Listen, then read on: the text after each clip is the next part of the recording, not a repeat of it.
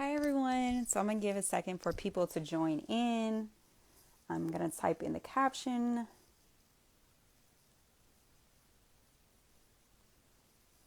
Hi everyone. Hi. Just waiting for people to join in, giving everyone a second.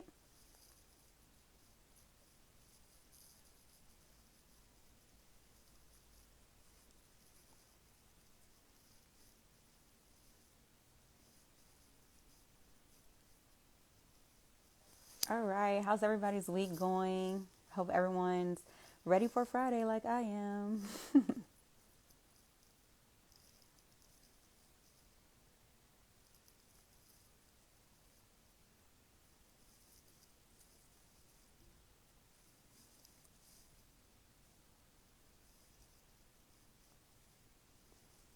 Okay, let me add in our guest for tonight, Christina.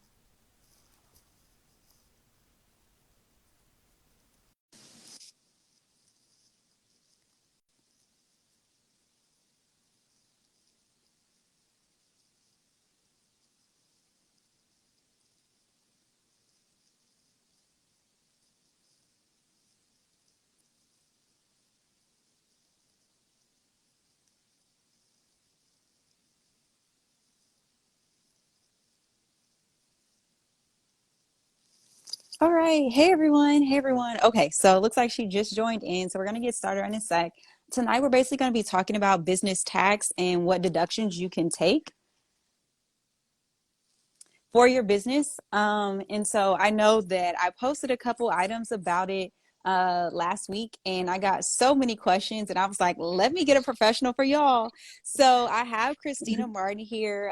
Super excited for her to join us. I've done some lives with her before, and we just had really good feedback as far as the information that people were interested in, and then, people wanting to learn more. So I hope that you guys can get as much information from tonight as possible. I know people were DMing me questions already, like because they couldn't join. So they're excited to get those questions answered. And then I'm happy to share more about Christina's business and what it is that she does, all the awesome work, and the masterclass that she has coming up that you guys could possibly join and learn more about this. So, Christina, do you want to say a few words about yourself?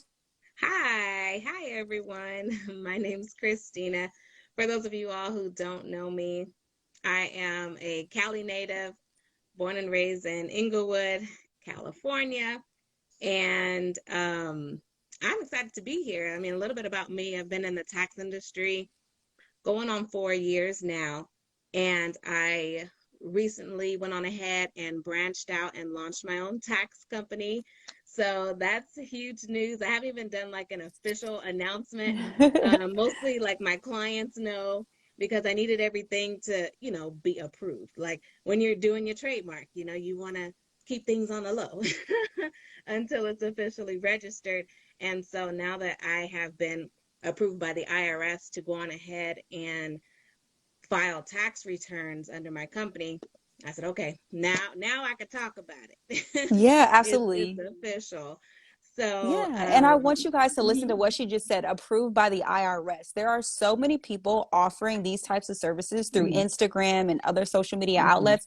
If you're going to go with them, make sure that they've been approved by the IRS because people have just woken up and decided that they were tax professionals and that they could advise you appropriately for your business. So please look for Yeah, professionals like Christina who have been approved by the yeah, IRS. registered. Yeah. They have signed me off. I went through fingerprints and all. So look, I'm not doing no shady stuff just to get you a larger refund. I'm not the one. So you can go to Susie for that. Awesome, awesome. Okay, well, I did have some questions to get started, and then if anyone has any questions at any point, you can drop your questions in the comment box or even put them in the question box. But I'll go ahead and start off with the few questions that I got through DMs. And Okay. so the first question, which is a super good question, is if you're running a home office, right? Is there some sort of tax deduction that you can take for this? Yes. So now there are some key things in regards to having that home office. If I were to walk in, would it look like an office or a multi-purpose room? And so the IRS wants it to be a exclusive and dedicated place for office work. So there should be a desk, there should be a chair, they're you may have supplies, a printer, but if you have a bed also in that room where that desk is, it's no longer a business office, and no, the deductions don't apply to you. So there's a specific form for that when you're filing your taxes, that you can claim your business use of space as a home office. And so that is something to utilize. Oftentimes, the credit and the deduction in comparison to just like writing off the expenses separately aren't as great. So it just depends on what the goal is. Like if you just want to like dot your I's and cross your T's, yes, I'll put that form within your return. However, if you have a business entity, we could just write off those expenses associated to it. So there's two different ways you can structure it on that form, or just through whether it's a Schedule C or within your corporate tax return. Okay, cool. So when you say these expenses, what kind of expenses are you going to be referring to? So specifically related to the home office, that is the furniture that you have in that home office that you may have bought. That can be the printer, the laptop, the paper, the ink, those supplies that helps to run that office and your business. Those are the items that you would definitely want to deduct under your business as an expense. Okay, so maybe if I'm doing t-shirts or something, any sort of pre-cut machine, any Mm-hmm. printer that I've had, and with all these sales, I may go to Best Buy and get me a new laptop or something for my business. I Yes, could actually write that off, absolutely. even And the mhm. $1,700 MacBook. Yes, yes, get it. When Wow. I tell my clients, if you're gonna get equipment, get the best of the best equipment. Don't go for the 299, go for the 699 or up, because that particular equipment now becomes an asset that you can depreciate. So this is separate from the from just writing it off. So when you depreciate the item, what happens is that money that you paid for that actual asset or piece of equipment, that is deducted for your taxable liability. However, when you are looking to acquire funding or assets, whether it's a home, a car, that income that was deducted is added back in. So that's the power of Mm. depreciation and depreciable assets versus just expenses that are just lowering your tax liability. But in addition to lowering your tax liability, your income, proof of income, and the number that they use to qualify you for funding is Yeah. lower. And you Yeah. want to keep it higher so that they know you can pay for whatever you're trying to acquire. Exactly. Okay, so that's Mm-hmm. great. I'm glad you said that because that Mm-hmm. actually ties into another question that I received via Okay. DM, which is what are some of the cons of claiming a lot of things as deductions on your Mm-hmm. taxes? And sounds like you were just hitting on Yeah. a couple. Yes. So when you claim a ton of expenses, your income gets lowered. And so when your income is lowered, that means you're going to pay less taxes because there's not as much money to tax. Hmm. And so when you write off all those expenses and you're trying to position yourself for home ownership, if you have a low, it's called an AGI, adjusted gross income, the lender's like, you can't afford the house. We're not going to give you a $350,000 loan to buy a home. Hmm. And all we technically see on paper is you made 26,000 because you wrote off a ton of these expenses that lowered your tax liability, but it eliminates you to acquire assets. So when we're looking at deductions, we want to look for those that are more so asset builders for our business instead of just expenses that we're trying to write off. It's an equal balance. Okay. Yes. Okay. Yes. And how do you help people find, I guess, what that happy medium would be between Mm-hmm. the amount to write off and then the amount to just go ahead and report? So I tend to look at what industry and what they are doing. So are they service based? Are they product based? Because those two groups of people are going to have different types of expenses. The product based is usually higher Hmm. as far as expenses because they may be getting inventory, Yeah. merchandise needs to be sold, and oftentimes if they're not pricing it right, their margins are low. And so going back to the question, it it it specifically is in tax planning, is how that structuring gets built so that when you file, we are still keeping in mind, one, we want to keep you at a high AGI so that way you can qualify for that car, qualify for that home, for full financing, so you don't have to put so much down as a down payment. And during that tax planning, which is year round, we take it each quarter by quarter. So that Okay. way we're helping you structure and prepare for the upcoming tax season. Okay, awesome. So you mentioned tax planning, which is probably a phrase a Mhm. lot of us have not heard of. So if I just formed a LLC this year or last year, am I already supposed to be meeting with you? Like, when do I meet Yeah. with you once I form my business? So you can meet with me, whether that's prior to and you need the formation. I know the legal queen, she does that as well. I always say, know what your structure is. So get with someone like Marina to let you know, okay, here's what this means. Here's what this entity will provide for you legally. And then Hmm. on the back end, you would come to me to get your bookkeeping in order. So that way we're able to do ongoing tax planning quarter by quarter. So you want to lay that foundation at the beginning Mm, because, ooh, it's a yeah, mountain to climb when you got to go back and track yeah, and trying to fix, pulling out these receipts. You done lost this one's faded, you can't read it, and you don't have a yeah. business bank account, and it's just like, oh no, let's hit a reset, please. But So so you to get mentioned a that really good reset. word, which is foundation. And so when I'm Mhm, meeting with clients, I'm always talking about the strong legal foundation. And I tell mhm, them the importance of having accounting. But what you just mentioned is ties right in. You have to have a strong basis financially, right? Or a strong mhm, foundation for your business financially as well. That includes meeting with an accountant, meeting with a licensed tax mhm, professional, right? Because you honestly, as new business owners, you really don't know a lot except what it is that you're good at or the products that you're going to sell. Trust the mhm, professionals to be able to take care of the other items for you, because honestly it'll save you money in the long run. mhm. It'll save you Yes, heartache, right? yes. Because what happens is the sad stories are I've seen people say, oh, don't get an LLC, you're going to end up having to pay so much in taxes. Not when you have a good accountant on your hand, because when I tell you my accountant came back with I was so scared by how much he told me I was going to have to pay for last year. He Uh-huh. was like, I have some bad news. I was like, well, what is that? He was like, well, your refund is only going to be, like X amount of dollars. I said, refund? Because Refund. I was preparing like thousands of dollars. I'm Yes. saying, when you have a good accountant with a Mhm, good tax plan, you won't be mhm. dishing out so much money for your taxes. Yes. Yes, yes, yes. And in addition to that, a lot of people think that they're saving money by not getting a professional. And I'm sure you got some stories about this too. But no, you're doing yourself a disservice by not getting a professional because it's like you're trying to figure out a shortcut when it comes to the money part.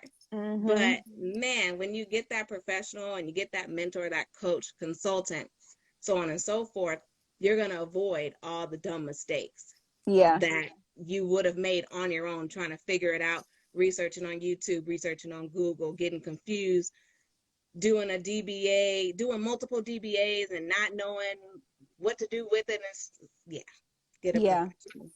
Okay, awesome. Get a So we had professional. another question come in the comments and another question Okay. come in the question box. So we'll address the one in the comment first. It says, can all bills from your home, if you work out of it, be tax deductible? Now I know where my mind is going, liability and legal purposes, but I'll let you answer from the financial side. No, no, we not all. The in the IRS code, they only allow a certain portion. So each type of bill we would have to just review, and then we can say, okay, this one is 50%. This one is so many cents on every dollar. And so no, not all bills, to answer that question, can be written off, even though you work out of your home, but you also live in your home. So it is a personal space and a business space, and I'm pretty sure it is more used for personal than it is for business. And so Yeah. you're limited. It's if you can create a separation in whether it is a structure on your premises that is for business, we can talk, okay, now we can corner in that square footage, we can calculate. So hopefully that the clear answer is no, not all Yeah. expenses. And I would say for the legal standpoint, you really want to be careful about mixing your business and personal finances because from a legal standpoint, right, if your business is to ever be sued and they're trying to like poke holes to see, okay, were they mixing, business and personal funds? Because that means that you no longer have that liability protection that your LLC was supposed to offer you if they can then Mhm. prove that. That's one of the things they're looking for. So if I'm Mhm. like, okay, in order to uphold that liability that comes with the LLC, you need to be following what is in the Internal Revenue Code as far as the exact amounts, like what Christina was saying, and not be trying to write off everything because that to me is a clear, you're mixing your business and personal if you're doing too much. Yeah. Yeah. Okay. Oh, this is a good question because you showed us a lot of videos about this. How Okay. do you write off a new car in your business name? If you guys did not check out the videos Christina was posting, she had a Porsche. I think she even had a BMW, a Mercedes. I mean, she took us through all the possible cars, the big names and the low ones. Hmm. I definitely utilize my car buying experience for content creation. So the question is, how do you write off a new car in your business name? So you would want to start by getting the vehicle in the business. So in order to even do that, you need to have a legally registered business on the federal and or state level. And with that, there's two ways. You're either going to finance it or you're going to lease it. So the standard way that you would do personally, having those two options, you have that option to do under your corporation. So you can finance it for ownership or you can lease it, and you can do both under your business name. And so that would be how you can write it off. Okay, so I can actually Mm-hmm. take out like a car loan in the name of my business. Mm-hmm. Is this Yes. something that I have to wait a certain amount of time for? Can I just file the LLC and then hop right in and try to get that new Beamer in my business name? Right. Income. Income. You got to have income to afford the car that you're looking to acquire. So, depending on who your lender is going to be for that financing, they're Hmm. going to ask for documents. So, whether that's tax documents to show your income or a profit and loss statement that your accountant or bookkeeper can get for you over the last 12 months, Hmm. that would be ideal. Okay, so I know So, you said 12 months. So is there like a time mhm. frame of like the minimum amount you have to have when you're looking to buy a car in your business name? It's all up to the lender. So Mm. different lenders are going to ask for certain criteria. With my experience, my business, I got it under CTM Connections, the business vehicle. And as far as being registered, we are we're at two no 2020. Next March will be 2 years. Okay. So within the first year and a half, I only had a year and a half of business history, Mm. but I did have the revenue Okay. to show, even though I'm new, as a business being registered. I Hmm. did have one tax year filing, and then I had a profit and loss statement, and so that's what approved me for Okay, financing. cool. That's Mm-hmm. good to know because I never knew that part, how long you had to wait. Now, there is something about the weight of the car, right? It just can't be like a two-door sports car that I want to get, have the top down, show off the money I'm So, making. so when it comes to that weight criteria, you're probably referring to the 6,000 pound or more weight criteria in order to write it off, meaning on the depreciation side.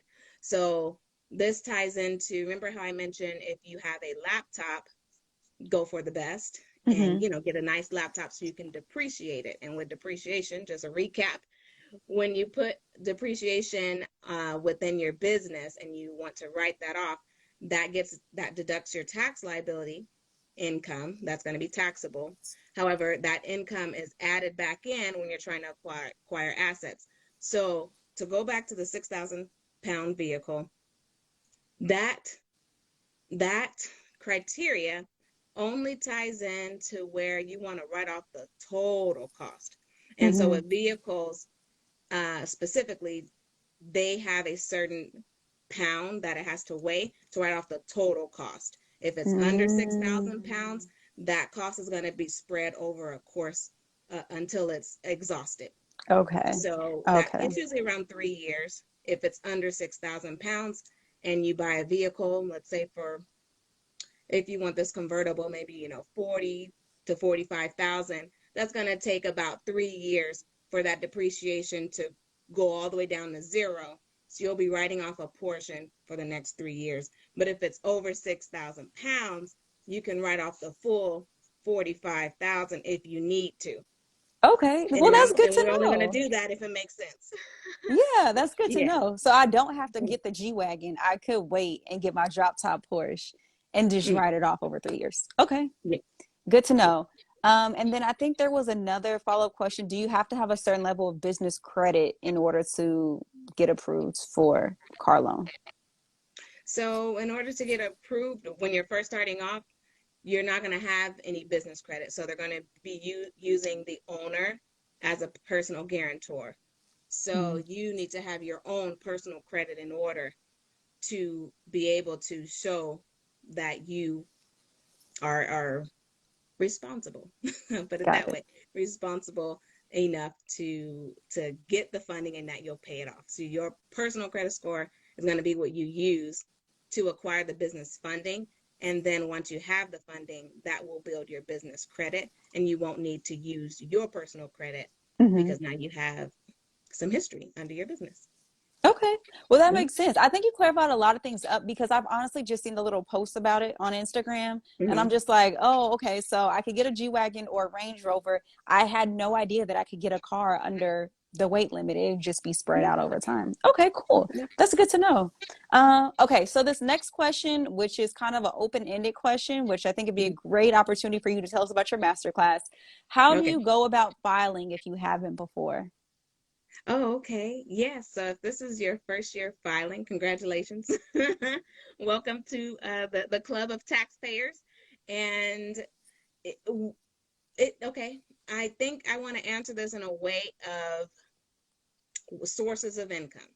So if your income is from a W-2 and Mhm. you are within the 12% tax bracket, you can go on irs.gov and file for free.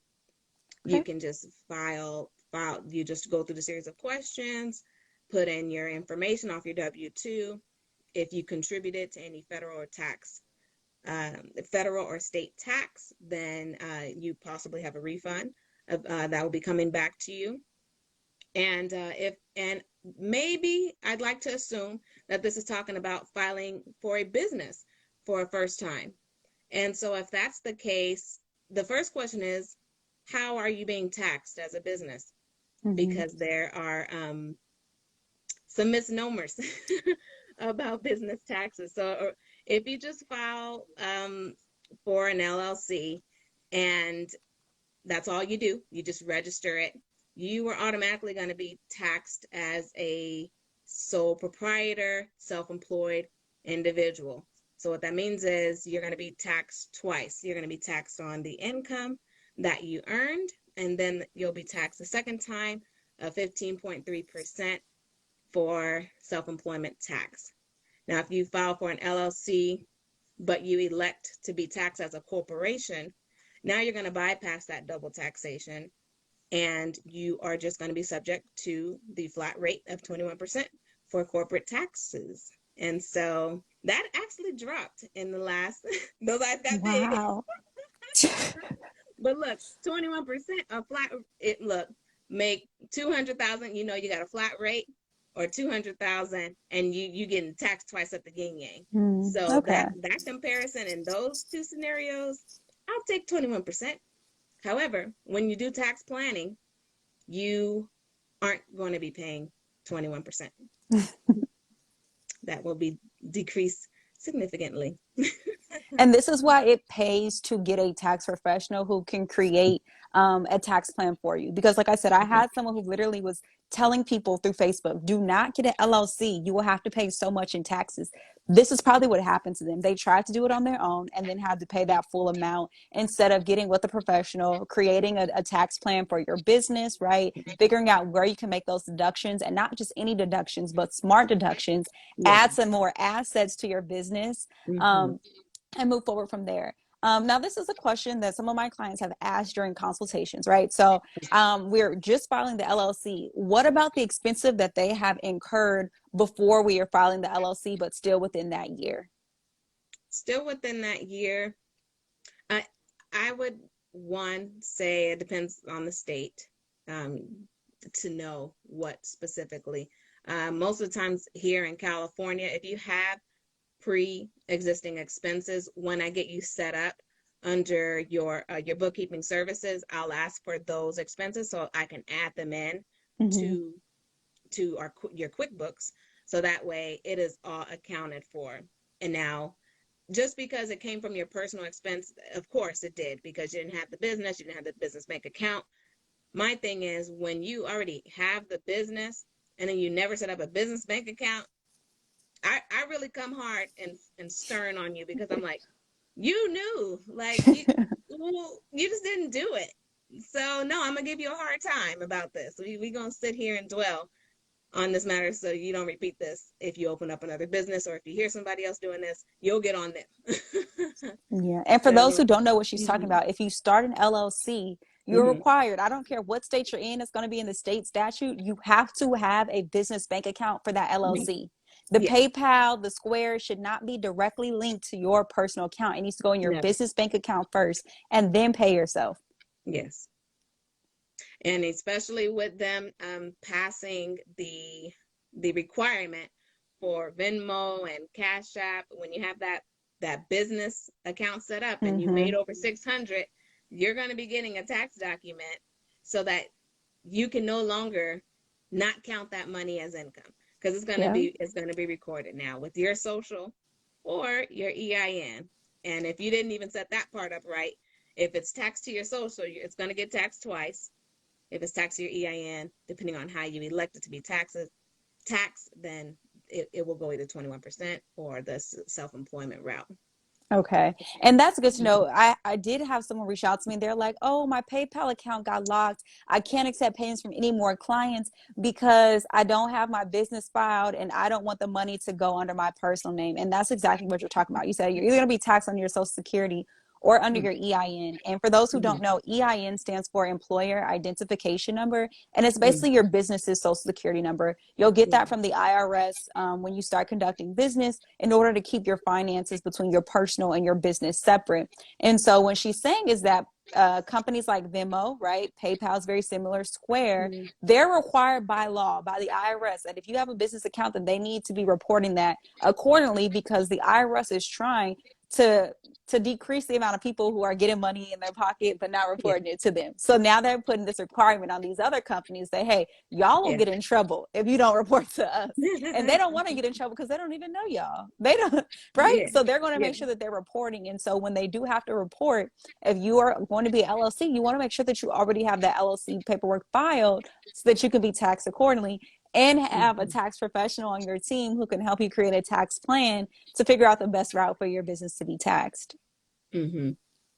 Yes, and I to piggyback off that, just a story or scenario. I was at a business Christmas business mixer, and a few of the people knew that I did taxes, I do business compliance, Mm-hmm. and so he was like, "Yeah, Christina, I'll be ready next year to start my LLC." I said, "Next year?" I just let it pause, right? He's like, "Yeah, yeah, this year, things are kind of messed up. I don't know. I'm just gonna do it next year." Then he said, "When should I do it?" I said, "Today, today," with a straight face, and he was just like, "Today?" He was lost. But what's your opinion on when should people start their LLC or file for their LLC? What's your Yeah. typical answer to that? So I always tell them like as soon as possible. Now I have some people who Mhm. are coming to me and they're really like still in the idea phase. So they haven't Mhm. started selling products or anything. Yeah. When I talk to them, I'm like, okay, as soon as you have a clear plan of where this is going, right? You may not Mhm. even be selling anything, but you're starting to know the expenses that you're going to have to take out. So you're going to start paying for inventory, paying for a business coach or something Mhm. else to get started. I say they to get the LLC because I want to make sure that they can write everything off Yeah. as a business expense. And so that is what I advise. But I always tell them to go talk to a tax professional. Yeah, my answer is today because this group of people, they're all operating in their business. Mm-hmm. And for some reason, quite a few of them they love just the name tag approach, like how you put it, the DBA and the name tag. They feel good about that, but I'm helping them get insecure about that because I know the taxes behind that. Yeah. Hmm. Yeah. And so I think that's probably one thing that isn't advertised a lot. You have people who are just like, oh, I've been reading, I'm gonna get like 3 or 4 DBAs, but they don't necessarily know the tax implications that come with that. And I think Yeah. the first time me hearing that was honestly Jeremiah mentioning it during a live with me. And I was like, oh, I had no idea that they were tax because Yeah. I'm always telling them, you go talk to the tax professional. Yeah. I don't know that part, right? That's not my wheelhouse. So I'm so happy Hmm. that I can have people like you and Jeremiah to call on and really Yeah. pull these people out of their comfort zone, like you said, to get them uncomfortable in order to Hmm. help them start operating in a more effective and efficient manner. Yeah. Yeah. Yeah. There's Awesome. hmm Um, oh, were you going to say something? um I was trying to recall a question that came on my end. Okay. But I think we already kind of covered it in regards to how do you how does the car need to be purchased in order to write it off? So I think we covered that already, right? Yeah. Okay.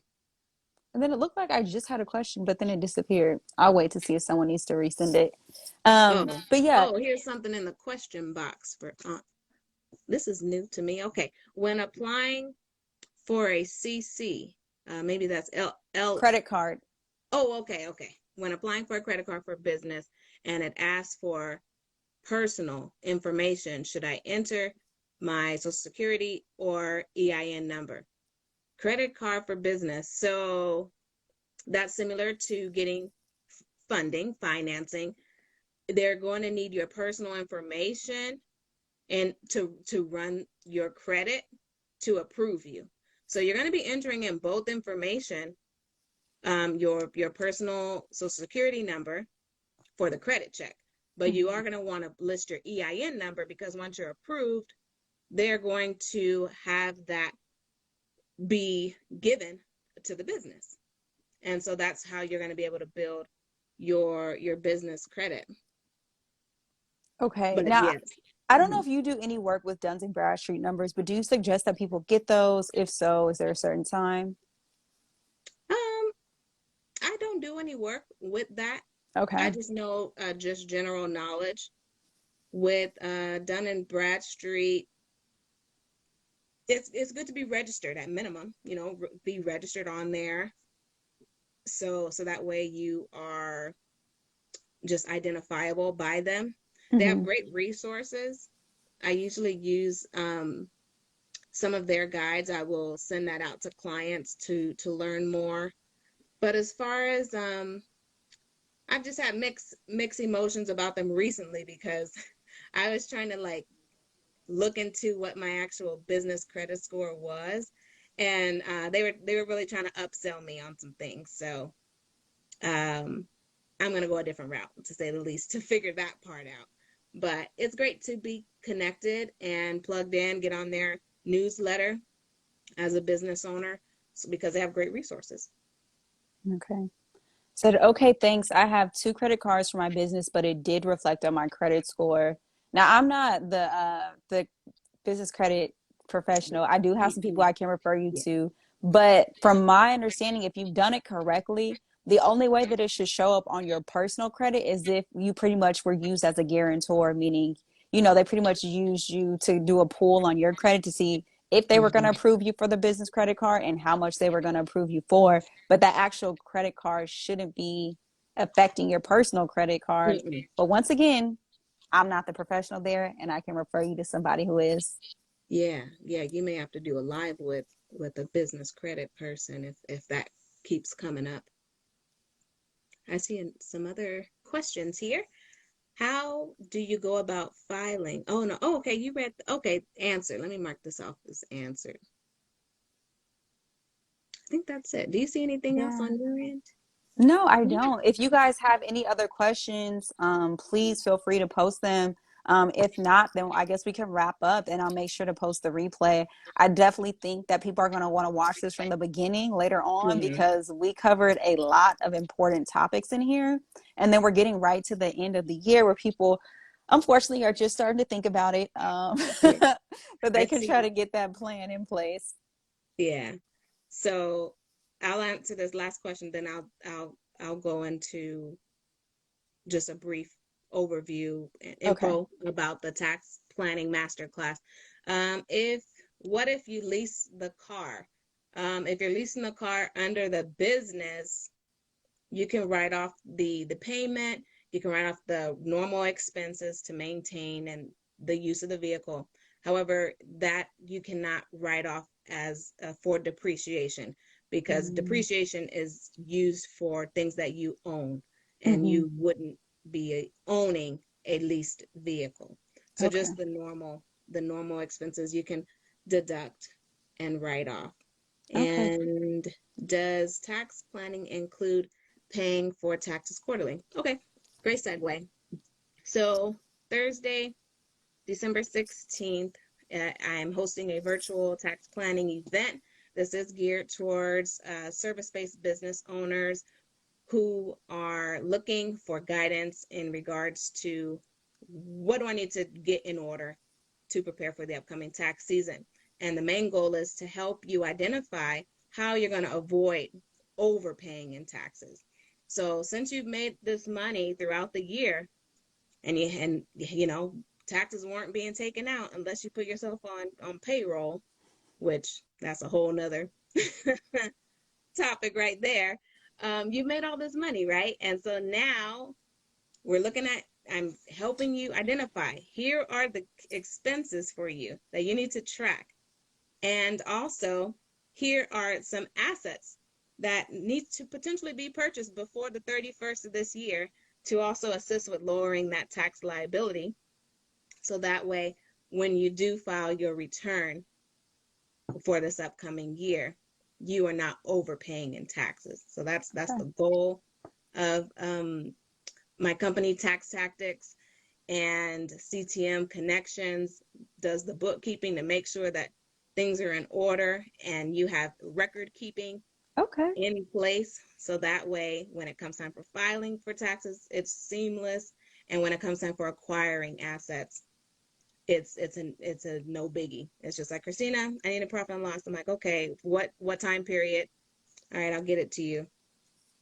And there's a Cool. lot of grants going on right now, um, specifically for, well, I don't know if I've been running into a lot of female grants just because I'm a woman. I think they're soliciting to me.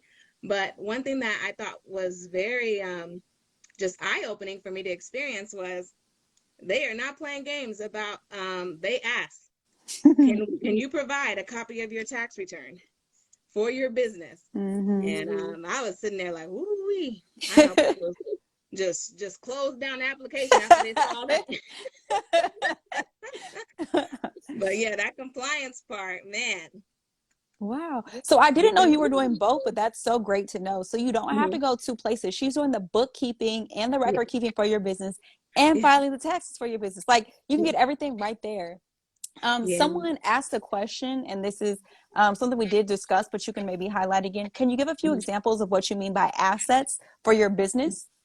So assets for your business, you could just think of that as whether that's equipment. So that can be a laptop, that can be a new phone, that can be a vehicle, that can be a trailer truck, that can be there's a ton of depreciable assets that once I know what industry and what you're providing, I'll just be like, okay, here's your list Hmm. specifically. Like I had a Okay, client, cool. yeah, and it's odd because you can write off odd things like animals. If you're a farm owner, you can depreciate Wow. the animals over time. It's kind of morbid, but yeah, they allow you to do that. Awesome. Awesome. Well, thank you for that. We did have another question come in the question box, and it Okay. says, when starting an LLC, how do Mhm. you record earnings from personal accounts, meaning those that were taken before the LLC was put in place?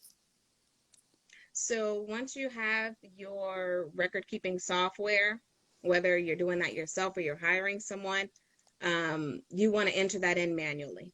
So you would want to report that in as revenues earned under the business, Hmm. and so it's accounted for on on record. And then moving forward, you would just want to make sure everything funnels to the business bank account. And like you mentioned earlier, you pay yourself from the business. Okay, cool. Okay, well, I think we covered a lot. Everyone, Oh I'm yeah. going to post the replay. Christina, if you could just wrap up by once again telling us a little bit about your businesses and then about your master class that's taking place. Okay, yes. So, two businesses that I have the pleasure of leading and founding. The first one is CTM Connections, which is a business compliance advisory firm. So they handle anything regarding keeping the business up to date and in line so that they can acquire the things that they desire for their Hmm. business.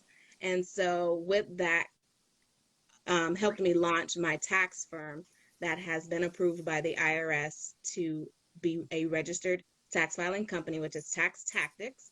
And so we actually already have our tax software for the upcoming tax season, and we are accepting new clients. Our main area of expertise is corporate tax filing, and we help you avoid overpaying taxes. Awesome, Yeah. awesome. And who should be trying to join this master class that you have? What type of people? So the master class on December 16th, 5 p.m. Pacific Standard Time. This is specifically for service-based business owners.